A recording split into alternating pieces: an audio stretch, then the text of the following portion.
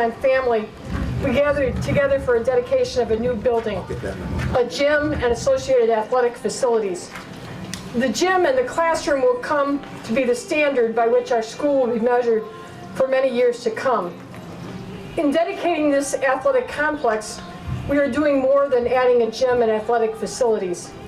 The St. John Gym and the classrooms are a bold statement of St. John's reaffirmation of its fundamental devotion to the education and advancement of young people, to our care and concern for the education of the whole human person, to our stewardship to our alumni, community, city, county, and the church, to ensure the vitality of this important and unique school for generations to come.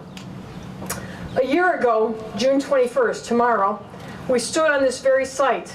It was a grassy plain, it was sort of like today, and we broke the ground for the gym. I think a lot of people shook their head when I told them we'd be back a year from now to dedicate the opening of it. This past March, we dedicated the massive tennis courts. When the original St. John's School was opened in 1954, a few weeks later it began to go massive reconstruction due to the fire. Certainly after the fire, when students were in very many different buildings and different classrooms, it was hopelessly under construction for many years to come. Today we honor this tradition. I don't think Todd would say we're hopelessly under construction, but we're not quite finished. We have 4 classrooms that will be finished by the fall, 7 more to come. We are on schedule. We're ahead of schedule. Originally, we thought we wouldn't need classrooms for another year. We will fill those classrooms this fall. Our friends from Housel Construction and all of the subcontractors have been working around the clock, including the cleaning crew who worked till midnight on Thursday night waxing and polishing floors in order that they be ready for today. There's something about watching a building project evolve that convinces me that it's one of humanity's great accomplishments. A building project is an incredible social microcosm with hundreds and hundreds of individuals gifted with many special talents, all trying to make those talents work together in a coordinated, seamless manner to erect this magnificent structure that will endure for many generations. This morning, we had an ordination of Deacon Daniel Finnerty, who served here in Ashtabula.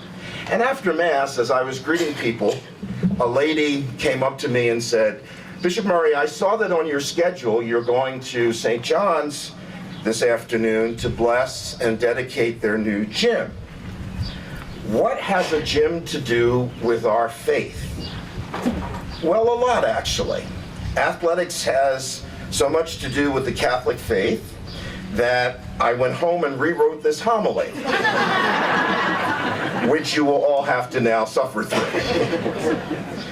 Because Almighty God created us humans with a body and a soul in His divine image, and also because God took flesh and was born of the Virgin Mary, the Catholic Church has always taught that the human body is good, and therefore physical exercise, which contributes to the well-being of the body and even the soul, is a good and holy thing.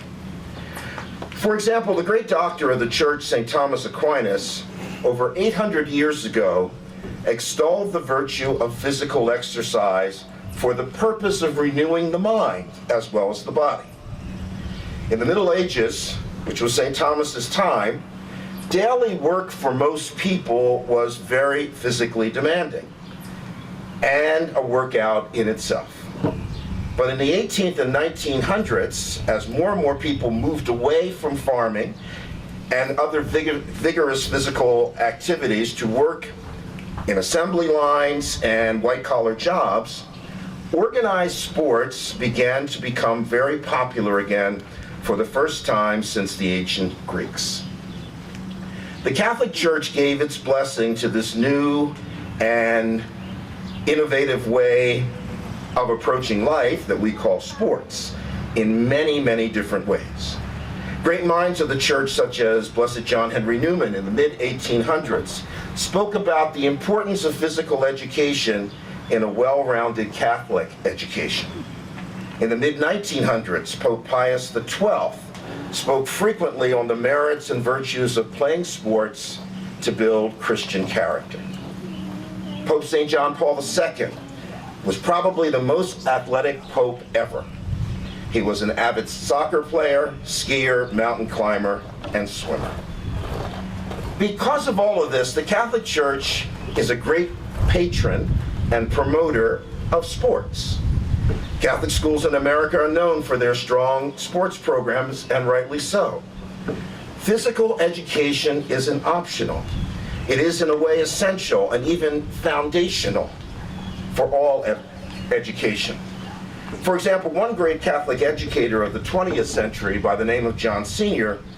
wrote that the training of the body in athletics is the prerequisite of all other learning of the mind, because athletics sharpens our senses, and this in turn sharpens our minds, making one more able to mentally, as he said, hit the bullseye.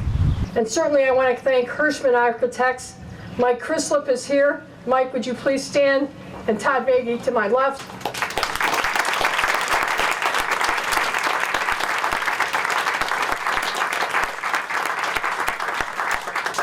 There aren't too many architects who come out and dust floors, have their wives come and dust bleachers, move carpets in the morning.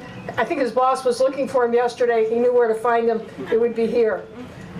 Along with Mike and Todd, I want to thank Dr. John Brace and Larry Lorello for their dream, their vision, their persistence, mainly their persistence for making this happen. If you know Dr. John Brace and Larry Lorello, you know that persistence urges all of us to continue on with the dream and with all of that to come. The construction contractor has to make the vision work in yards of concrete and tons of steel, conduit, gallons of paint, of course on budget and on time. We've been fortunate in this project to have a tremendous team of architects working with our partners in construction. The Housel Construction Company, Greg Housel, has certainly done a marvelous job, and Ron Keister and Keister Construction Company, who put up the shell of the building. They've been assisted by hands from Delta Railroad Company, volunteers and services from many, many others. Certainly, volunteerism is a trademark of being a true herald. And our #1 volunteer through all of this has been Mark Timonier and his 3 boys. Whenever we needed somebody, we could turn to Mark. He would gather a group of people. They'd be here. I could give him the key. He'd lock up and make sure it would happen. So thank you to Mark and his family. The sound system, thank you to Jay Sigler for the sound system. We appreciate all of that.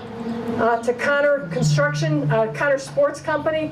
I think many of you have heard the wonderful gift that they have given to us in the flooring that you will see in a few minutes. Athletics has certainly been a part of the fabric and fiber of Catholic education and Catholic tradition for many, many years.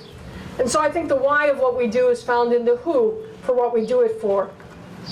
We do this because of our kids, the students who pass through today, tomorrow, and for many years to come. We also do it for the parents who 4 and 5 years ago made a commitment to St. John. When things were tough and the road ahead might not have seemed like where we wanted to go, families committed to this school and to this tradition. And so this is a commitment to them and for what they've done. And so we continue to build, as the program has said, we build buildings to structure us, but eventually they structure who we are. They form us as much as we form the building. And so today we will, after we sing our closing song, gather with ribbon, cut it. There's no formal program after this. We want you to walk through, enjoy the weight room, enjoy the classrooms. You can only see down the aisle. Enjoy the locker rooms. Enjoy what you've been able to build and commit to, and realize it's a dream come true. And I'll ask Bishop to do the first cut. But sister, we need you up here. Okay. Here's this right here.